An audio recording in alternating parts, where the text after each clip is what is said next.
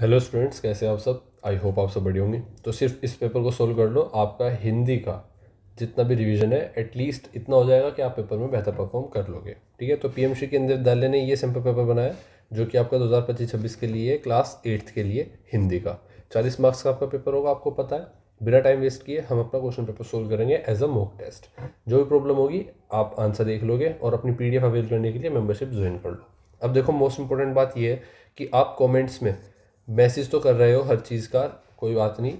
इसके बाद इम्पोर्टेंट चीज़ ये है कि आप अपने स्कूल में हो रहे पेपर्स या मिले हुए सैम्पल पेपर जिसको आप चाहते हो कि मैं सोल्व करूं और आपको एक्सप्लेन करूं, वो आप मुझे मेल पर, जो भी मैंने बायो में मेल दे रखी है उस मेल पर आप मुझे शेयर कर दिया करो। ठीक है, जितने भी आपके पेपर होते हैं। आइए अब क्वेश्चन पेपर चलते हैं।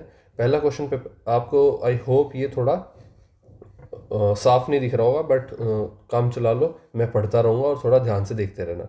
तो पहला प्रश्न कहता है, निम्नलिखित अपठित गद्यांश के आधार पर प्रश्नों के उत्तर लिखो। ठीक है, अपठित गद्यांश पढ़ते हैं। इसको पढ़ने का तरीका क्या होता है, आप पूरा एक बार पढ़ोगे, इसे याद करने की कोशिश नहीं करोगे, बार बार नहीं पढ़ोगे। एक बार पूरा पढ़ने के बाद आप क्वेश्चन पढ़ोगे। ठीक है, इस हिसाब से आपको ये करना होता है। अब एक बार एक गांव में एक बुजुर्ग, एक सेकेंड, हाँ, एक बार एक गांव में एक बुजुर्ग कुम्हार रहता था। वह बहुत ही मेहनती और ईमानदार व्यक्ति था। वह रोज सुबह उठकर मिट्टी से सुंदर घड़े और दिए बनाता था। उसके बनाए बर्तन दूर दूर तक प्रसिद्ध थे। लोग कहते थे कि उसके घड़ों में सिर्फ मिट्टी ही नहीं बल्कि उसका प्रेम और लगन भी शामिल होती है। कुम्हार का मानना था कि कोई भी काम छोटा नहीं होता, बस उसे पूरी निष्ठा से करना चाहिए। उसकी इसी सोच के कारण गांव के सभी लोग उसका सम्मान करते थे। ठीक है, इसके बिहाफ पर पहला क्वेश्चन है कि बुजुर्ग कुम्हार किस वस्तु से घड़े और दिए बनाता था। तो आपको ये देखो, सिंपल है, मिट्टी से बनाता था, तो वह मिट्टी से घड़े और दिए बनाता था। आप कैसे लिखोगे, प्रॉपर आंसर आप इस तरह से लिखोगे कि दिए वह मिट्टी से घड़े और दिए बनाता था। तो वह आंसर में मिट्टी से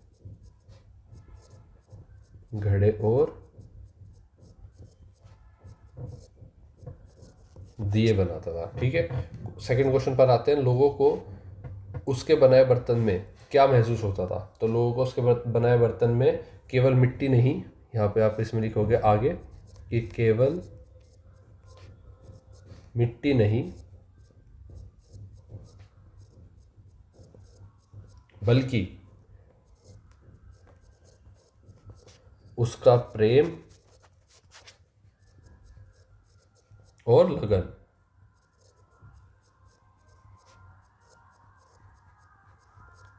भी महसूस होती थी।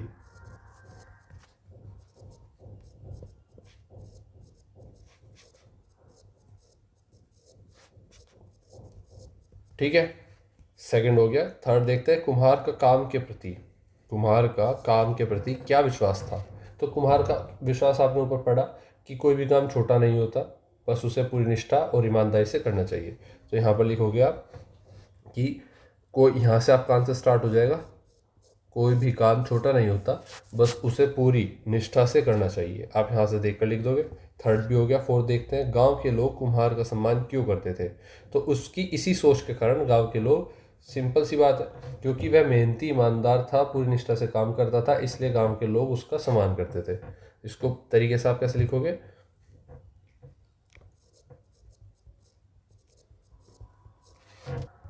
तो आप लिखोगे क्योंकि वह मेहनती ईमानदार था और पूरी निष्ठा से अपना काम करता था, इसलिए गांव के लोग उसका सम्मान करते थे। ठीक है, इसके साथ नेक्स्ट क्वेश्चन आपका फोर्थ हो गया। फिफ्थ पर आते हैं, गद्यांश के आधार पर कुम्हार के 2 गुण लिखिए। अब वह मेहनती और ईमानदार था, यही 2 गुण है। वह मेहनती यहाँ से लेकर ईमानदार था, इतना लिख दोगे आप, 2 गुण है ये। इसके बाद क्वेश्चन नंबर 2 पर चलते हैं।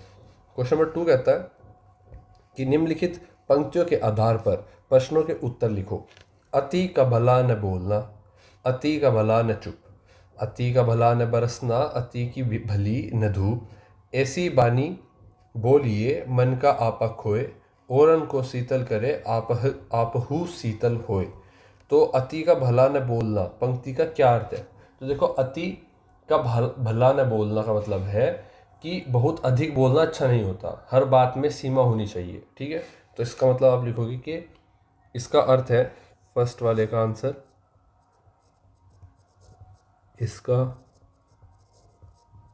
अर्थ है कि बहुत अधिक।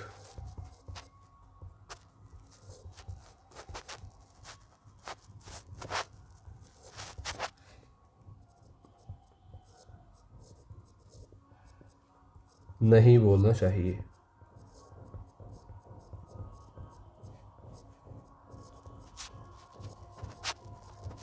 ठीक है, नहीं बोलना चाहिए, अच्छा नहीं होता। या फिर कह लो आप अधिक बोलना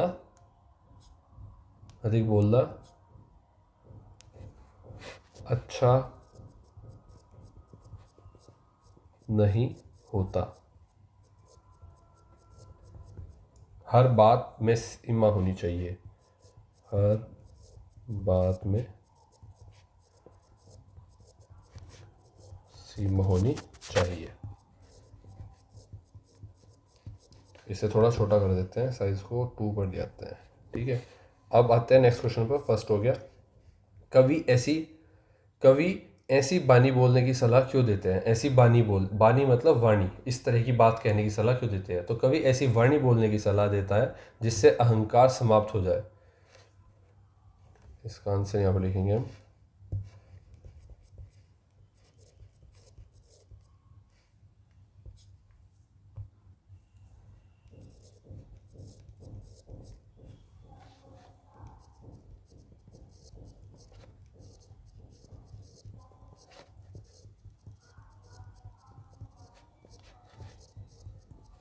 कभी ऐसी बाणी बोलने की, बानी देखो एक भाषा में कहा गया है, उसका अर्थ हिंदी में वाणी है।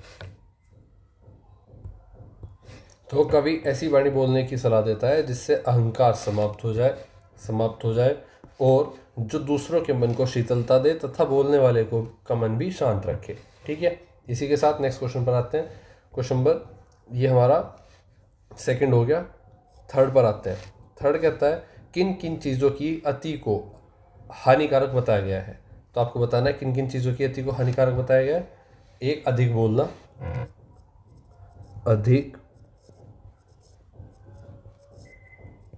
बोलना, दूसरा अधिक चुप रहना,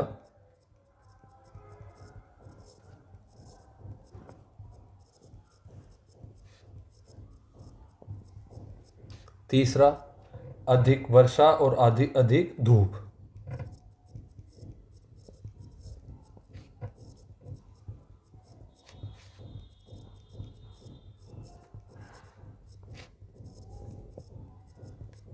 ठीक है, इसी के साथ इन सब की अति को हानिकारक बताया गया है।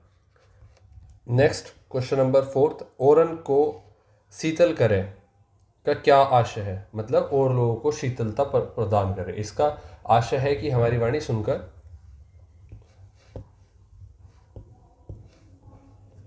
इसका आशय है कि हमारी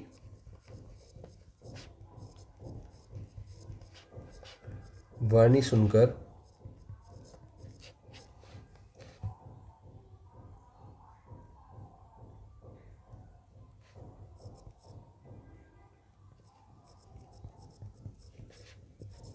दूसरों के मन को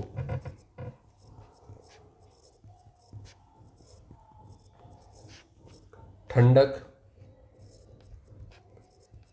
शांति और सुख का अनुभव हो।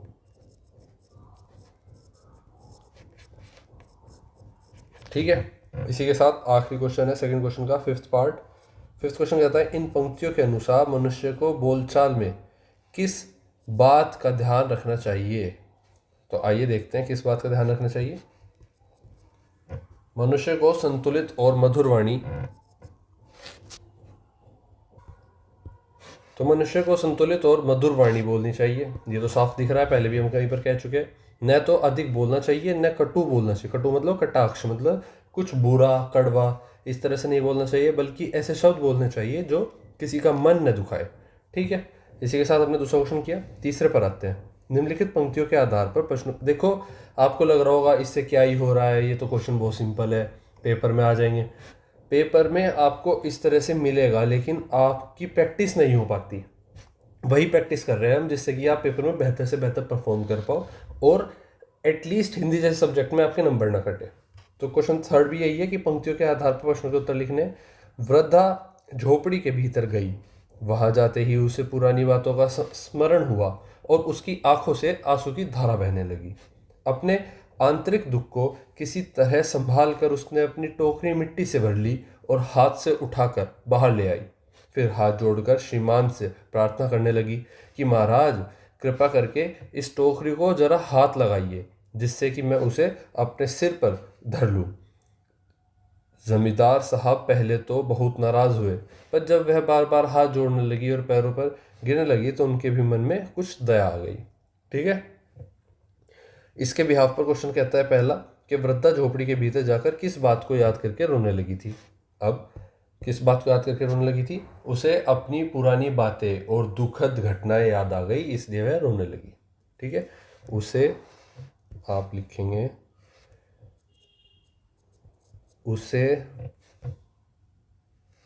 हाँ इतना ठीक है, अपनी पुरानी बातें और दुखद घटनाएं याद आ गई,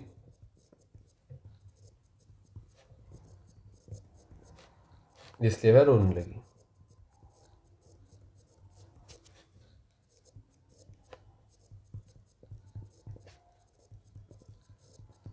ठीक है, दूसरा क्वेश्चन है वृद्धा ने अपनी टोकरी में क्या भरा था? तो उसने अपनी टोकरी में उसने अपनी टोकरी को मिट्टी से भर ली थी।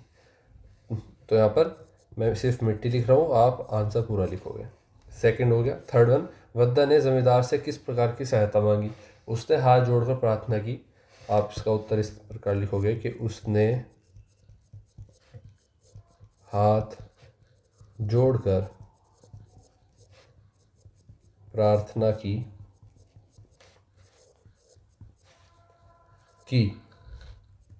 देखो अब फर्क है, इसकी की मात्रा में और इसकी की मात्रा में फर्क है, ये हमेशा याद रखना। जब हम किसी का कारण बताते हैं तो हम लिखते हैं प्रार्थना की मतलब जब कोई बात करी जा रही है, प्रार्थना की, तो ये वाली बड़ी की मात्रा लगेगी।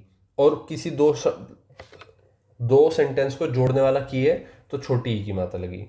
कि जमींदार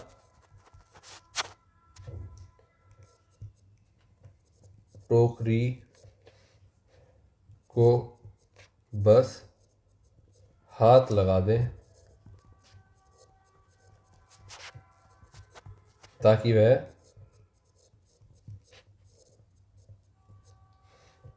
सिर पर उठा सके। ठीक है, और इसी के साथ वो दूसरा काम हाथ उठा सके। थर्ड क्वेश्चन हो गया। फोर्थ पर आते हैं, जमींदार पहले वृद्धा की बात सुनकर क्यों नाराज हुए?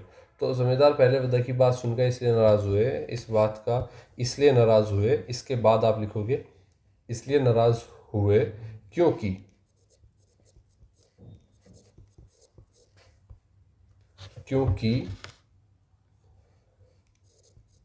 वह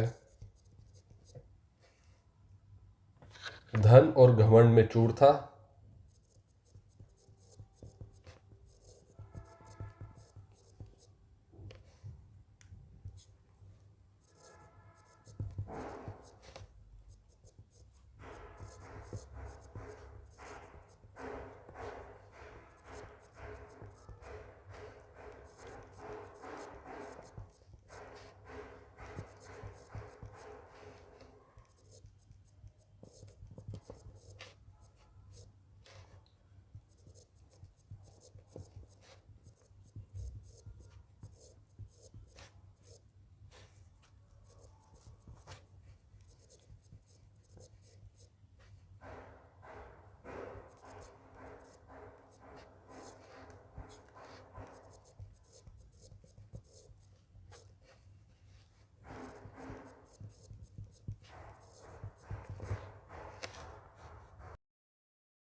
क्योंकि वह धन और घमंड में चूर था, उसे वृद्धा की लाचारी और गरीबी से कोई मतलब नहीं था। इसीलिए जमींदार पहले वृद्धा की बात सुनकर नाराज हो गया था। ठीक है, नेक्स्ट क्वेश्चन तरफ बढ़ते हैं। क्वेश्चन नंबर 5 पर आते हैं। इन पंक्तियों के अनुसार मनुष्य को बोलचाल में किस बात का ध्यान रखना चाहिए? तो मनुष्य को किस बात का ध्यान रखना चाहिए? अच्छा सॉरी, ये वाला हम कर चुके। हम इस 4th पर थे, जमींदार पहले वृद्धा की बात सुनकर क्यों नाराज हुआ। 4th कंप्लीट हुआ। 5th पर आते हैं। वृद्धा की बार बार प्रार्थना करने पर जमींदार के मन में कौन सी भावना उत्पन्न हुई? तो वृद्धा की बार बार प्रार्थना करने पर जमींदार के मन में कौन सी भावना उत्पन्न हुई? आइए लिखते हैं।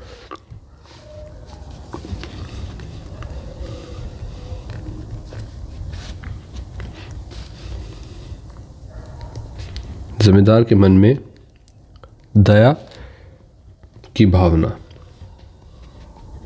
उत्पन्न हुई। ठीक है, इसी के साथ नेक्स्ट क्वेश्चन पर आता है। क्वेश्चन नंबर 4th, ये हमारा कंप्लीट। निम्नलिखित पंक्तियों के आधार पर प्रश्नों के उत्तर लिखो। अग्नि सदा धरती पर जलती, धूम गगन में मंडराती है, सपनों में दोनों ही गति है, उड़कर आंखों में आता है। ठीक है, दोबारा से पढ़ता हूँ मैं, मेरा ध्यान आई थिंक पेन पर था। अग्नि सदा धरती पर जलती, धूम गगन में मंडराता है, सपनों में दोनों ही गति है, उड़कर आंखों में आता है। पहला क्वेश्चन है, अग्नि कहाँ सदा जलती बताई गई है? तो अग्नि कहाँ सदा जलती बताई गई है, आपको ये उत्तर बताना है। तो आप उत्तर में लिखोगे कि अग्नि कहाँ सदा धरती पर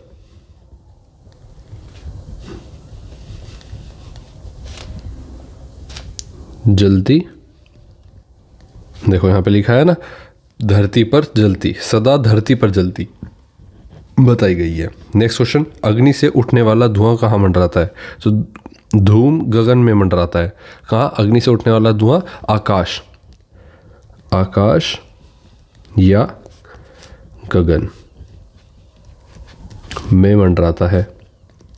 ठीक है, इस तरह से आप आंसर लिखोगे। नेक्स्ट क्वेश्चन, सपनों की गति कैसे बताई गई है? तो सपनों में दोनों ही गति है, सपनों में दोनों ही गति है, उड़कर आंखों में आता है। तो सपनों की गति उड़ने वाली बताई गई है।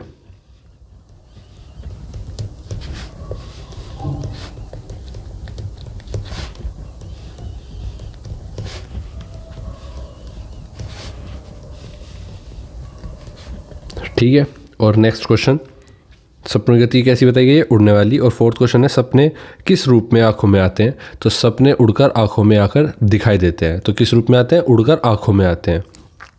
ठीक है, सपने उड़कर आंखों में आकर दिखाई देते हैं। ठीक है, नेक्स्ट क्वेश्चन 5th की तरफ बढ़ते हैं। क्वेश्चन 5th कहता है, कवि ने अग्नि और सपनों के माध्यम से कौन सी दो विपरीत गतियों का उल्लेख किया है? तो कौन सी दो विपरीत गतियों का उल्लेख किया है? तो एक, धरती पर स्थिर जलती अग्नि, एक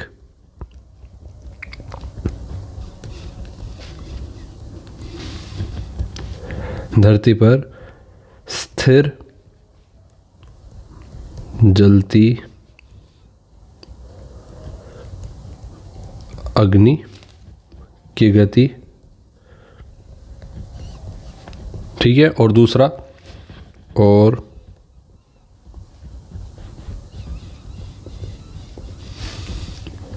दूसरी ओर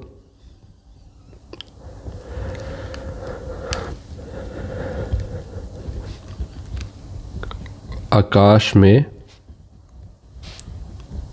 उड़ते धुएं तथा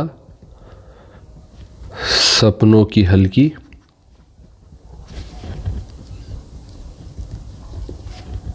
उड़ती गति।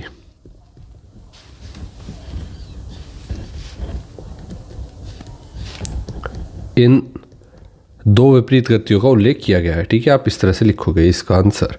नेक्स्ट क्वेश्चन नंबर 5, निम्नलिखित प्रश्नों के उत्तर लिखो। पहला क्वेश्चन है, बड़ा हुआ तो क्या हुआ? जैसे पेड़ खजूरा इस दोहे में कहा गया है कि सिर्फ बड़ा या संपन्न होना ही पर्याप्त नहीं है, बड़े या संपन्न होने के साथ साथ मनुष्य में और कौन कौन से विशेषताएं होनी चाहिए, अपने विचार साझा कीजिए। तो आपको अपने विचार साझा करने हैं कि कौन कौन सी विशेषताएं होनी चाहिए।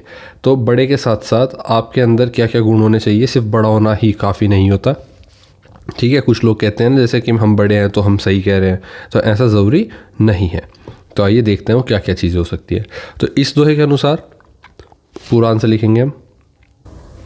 तो इस दोहे के अनुसार बड़ा या संपन्न होना काफ़ी नहीं है, जैसे कि दिखाया गया है। बड़ा या संपन्न होने के साथ साथ मनुष्य में विनम्रता, सहानुभूति, दूसरों की सहायता करने की भावना, सरलता, सदाचार होना चाहिए। उसे अपने ज्ञान, धन या पद का उपयोग समाज के लिए करना चाहिए, केवल दिखावे या अहंकार के लिए नहीं। ठीक है, इस तरह से आप पूरा आंसर लिखोगे। नेक्स्ट क्वेश्चन तरफ बढ़ते हैं। क्वेश्चन नंबर ख, 5 का ख पार्ट, वृद्धा की पोती ने खाना क्यों छोड़ दिया था। तो वृद्धा की पोती ने खाना इसलिए छोड़ा था क्योंकि जमींदार ने उनकी झोपड़ी छीन ली थी, जिससे वह अपनी पुरानी झोपड़ी और घर की यादों से दुखी थी, और उसने कहा कि वह सिर्फ अपने घर की रोटी खाएगी, इसलिए उसने खाना पीना बंद कर दिया था। ठीक है, अब इसको पूरा लिख के देखते हैं और लिख के मैं यहाँ पर दिखाता हूँ आपको। तो ये आपका प्रॉपर आंसर है, क्योंकि ज़मींदार ने उसकी झोपड़ी छीन ली थी, जिससे वह अपनी पुरानी झोपड़ी और घर की यादों से दुखी थी, और उसने कहा वह सिर्फ अपने घर की रोटी खाएगी, इसलिए उसने खाना पीना बंद कर दिया था। इसी के साथ नेक्स्ट क्वेश्चन देखते हैं। ग, ज़मींदार ने झोपड़ी पर कब्जा कैसे लिया। तो ज़मींदार ने झोपड़ी पर कब्जा कुछ इस प्रकार लिया कि वकीलों की मदद से अदालत में केस लड़ा पहले तो, उसके बाद उसने वकीलों को पैसे देकर उनकी थैली गर्म की और कानूनी चाल चलकर वृद्धा की झोपड़ी पर कब्जा कर लिया। तो आप पूरा आंसर इस प्रकार लिखोगे। तो ज़मींदार ने वकीलों की मदद से झोपड़ी पहले अदालत में केस लड़ा, और उसने वकीलों को पैसे देकर उनकी बेसिकली थैला गर्म कर दिया। थैली गर्म कर दी मतलब उनकी जेब या उनका हाथ गर्म कर दिया, और कानूनी चाल चलकर वृद्धा की झोपड़ी पर कब्जा कर लिया। ठीक है, इस प्रकार आपका गा बिल्कुल सही प्रश्न हो गया। घ पर आते हैं। उन्होंने वृद्धा से क्षमा मांगी और उसकी झोपड़ी वापस दे दी। ज़मींदार ने ऐसा क्यों किया। तो ज़मींदार ने ऐसा क्यों किया था। ज़मींदार ने वृद्धा से क्षमा मांगी और झोपड़ी वापस कर दी क्योंकि वृद्धा की, देखो यहाँ पे लिखते हैं, क्योंकि वृद्धा की बातों और एक टोकरी पर मिट्टी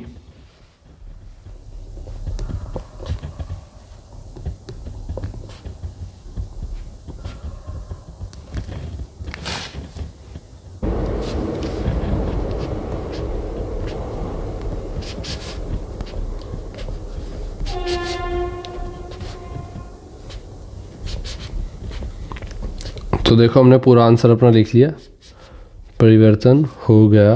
अब मैं कंटिन्यू करता हूँ कि एक टोकरी भर मिट्टी उठाने की घटना से उसे अपनी गलती का एहसास हुआ और उसने अपनी क्रूरता का पश्चाताप हुआ और उससे समझ आ गया कि वह कितना बड़ा अन्याय कर रहा था, जिससे उसका हृदय परिवर्तन हो गया और उसके बाद उसने झोपड़ी वापस कर दी। ठीक है, इसके बाद नेक्स्ट क्वेश्चन देखते हैं। ये हमारा घ पार्ट हो गया। अब च, कविता में मत बांधो, पंख न काटो आदि संबोधन किसके लिए किए गए हैं। तो जो ये वर्ड है मत बांधो, पंख न काटो, ये किसके लिए संबोधित किए गए हैं ये आपको बताना है। तो कविता में मत बांधो और पंख न काटो संबोधन, यह संबोधन, एक सेकेंड, घ च आ गया, यह संबोधन किसके लिए किया गया? सपनों के लिए किया गया है, सपनों के लिए किया गया है। ठीक है, बाकी सपनों के लिए किया गया है ताकि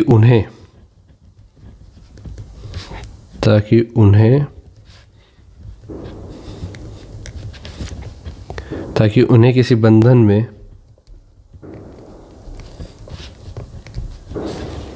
न बांधा जा सके, न बांधा जाए, बल्कि उन्हें स्वतंत्र रूप से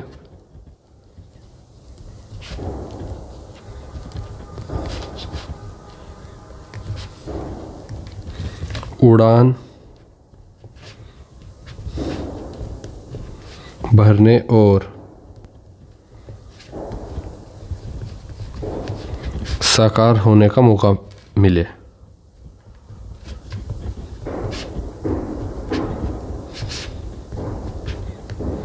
ठीक है, नेक्स्ट एंड लास्ट नहीं, प्रश्न नंबर 6, विकसित भारत 2047 में योगदान विषय पर संवाद लिखो, 100 शब्दों में होना चाहिए।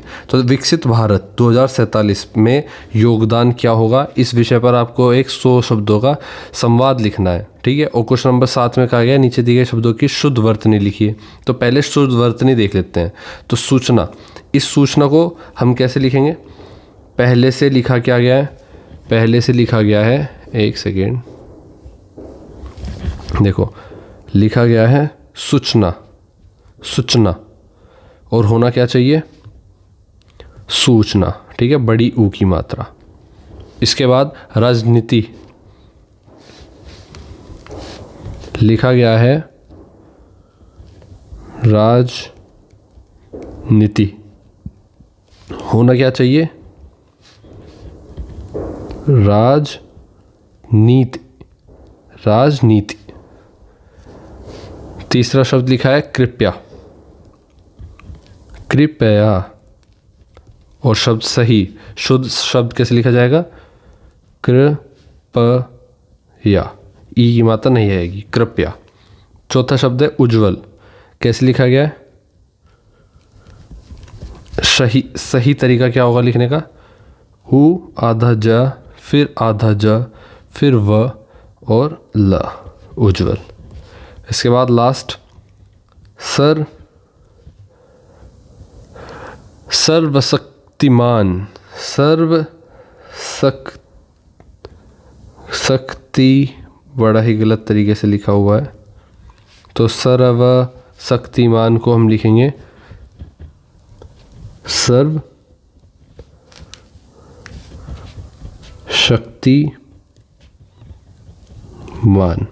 ठीक है, ये सही तरीका हो गया।